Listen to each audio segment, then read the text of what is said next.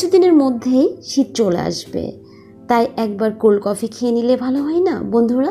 NR কিচেনের আয়োজনে আজকে আপনাদের জন্য রেখেছি কোল্ড কফি। এখানে দেখতেই পাচ্ছেন যে কোল্ড কফিটা দেখতে কতটা সুন্দর হয়েছে। আসলে দেখতে সুন্দর হয়নি, খেতেও অসাধারণ হয়েছে, কারণ আমি তৈরি করেছি আমার মতো করে। আপনারা যদি কখনোই আমার মতো করে তৈরি করে দেখেন, দেখবেন অসাধারণ হবে খেতে। আসসালামু আলাইকুম, কেমন আছেন? আশা করছি আল্লাহর রহমতে অনেক ভালো আছেন। আলহামদুলিল্লাহ, আমিও ভালো আছি। আর আজকে কোল্ড কফিটা কিভাবে তৈরি করেছি এটাই বিস্তারিত আপনাদের সাথে শেয়ার করব। আমি আশা করছি ততক্ষণে আমার সাথেই থাকবেন।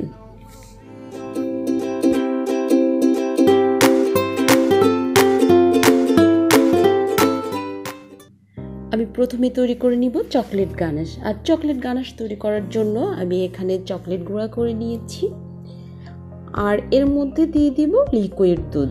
আমি দিয়ে দিচ্ছি দুধ, আর দুধ কিন্তু গরম আছে, নইলে চকলেটটা গলবে না। এবার দিয়ে দিচ্ছি 1 টেবিল চামচ বাটার।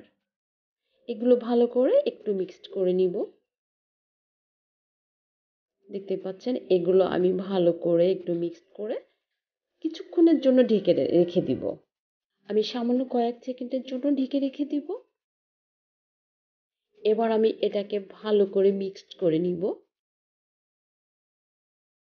খুব ভালো করে মিক্সড করে নিতে হবে গানাশটা তৈরি করার জন্য। তো দেখতে পাচ্ছেন আমি খুব ভালো করে মিশিয়ে নিচ্ছি, আর আমার গানাশটা এখানে কিন্তু তৈরি হয়ে গিয়েছে। এখানে নিয়ে নিয়েছি দুধ, আর আমি 1 লিটার দুধ জাল করে 750 ml এর মতো করে ফ্রিজে রেখেছিলাম, ডিপ ফ্রিজে। আর ততক্ষণই ডিপ ফ্রিজে রাখতে হবে যতক্ষণ পর্যন্ত অল্প বরফ জমবে। দেখুন আমি দেখিয়ে দিচ্ছি কতটুকু বরফ জমেছে, কারণ আমি অতিরিক্ত বরফ কুচি ব্যবহার করব না কফিতে। অতিরিক্ত বরফ কুচি কফিতে ব্যবহার করলে সে কফিটা পাতলা হয় এবং খেতেও ভালো লাগে না। আপনারাও চেষ্টা করবেন এভাবে দুধ জাল করে ফ্রিজে রেখে বরফ জমিয়ে নিতে, তাহলে দেখবেন যে কফিটা অসাধারণ হবে খেতে। এখানে নিয়ে নিয়েছি একটা ব্লেন্ডার জাগ, আর এর মধ্যে আমি দিয়ে দিব 1/2 কাপ লিকুইড দুধ। আমি দিয়ে দিচ্ছি 1/2 কাপ লিকুইড দুধ, আর এটা চাল করে আমি ঘন করে নিয়েছি। এবার দিয়ে দিব 3 চা চামচ কফি।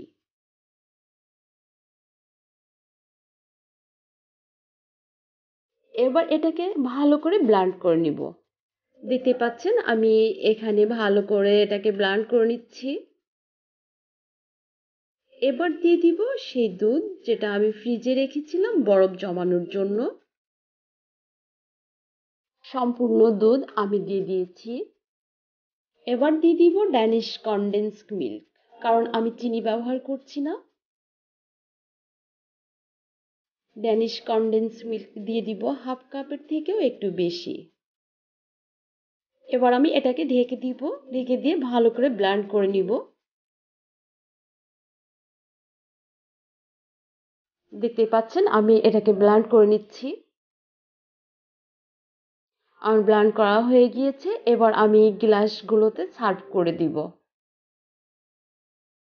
এখানে দেখতেই পাচ্ছেন আমি সেই চকলেট গানাশ দিয়ে গ্লাসগুলোকে খুব ভালোভাবে ডেকোরেট করে নিয়েছি।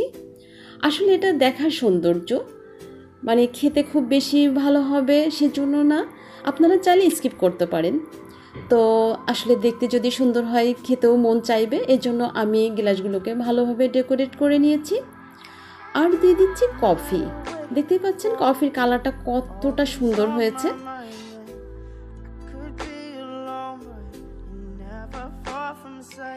তো আমার কফি দেওয়া হয়ে গিয়েছে। এবার দিয়ে দিচ্ছি ভ্যানিলা আইসক্রিম। ভ্যানিলা আইসক্রিমটা অবশ্যই দিবেন, এটা স্কিপ করবেন না, কারণ এটা দিলে খেতে খুবই অসাধারণ হবে। আমি প্রত্যেকটা গ্লাসে ভ্যানিলা আইসক্রিম দিয়ে দিচ্ছি। তো আমার আইসক্রিম দেওয়া শেষ হয়ে গিয়েছে। এবার আমি একটু ডেকোরেশনের জন্য চকলেটের গুঁড়া ছিটিয়ে দিচ্ছি। দেখুন কতটা সুন্দর লাগছে দেখতে। তো আমার কফিটা সম্পূর্ণ রেডি। বন্ধুরা দেখতে তো পেলেন কত সুন্দর করে কফিটা তৈরি করলাম। আপনারাও একদিন এভাবে তৈরি করে দেখুন, দেখবেন খুবই ভালো হবে। দেখতে পেলেন কফিটা আমি কিভাবে তৈরি করলাম। আমি তৈরি করলাম আমার মতো করে। আমিও আশা করছি একদিন আপনারাও আমার মতো করে তৈরি করে দেখুন, অবশ্যই খেতে ভালো হবে। আর বন্ধুরা, অনেকক্ষণ কষ্ট করে ধৈর্য ধরে আমার সাথে থাকার জন্য আপনাদের অসংখ্য ধন্যবাদ এবং অনেক অনেক দোয়া রইল আপনাদের জন্য। তো বন্ধুরা, দেখা হচ্ছে নেক্সট কোনো রেসিপিতে। আজ এ পর্যন্তই। আল্লাহ হাফেজ।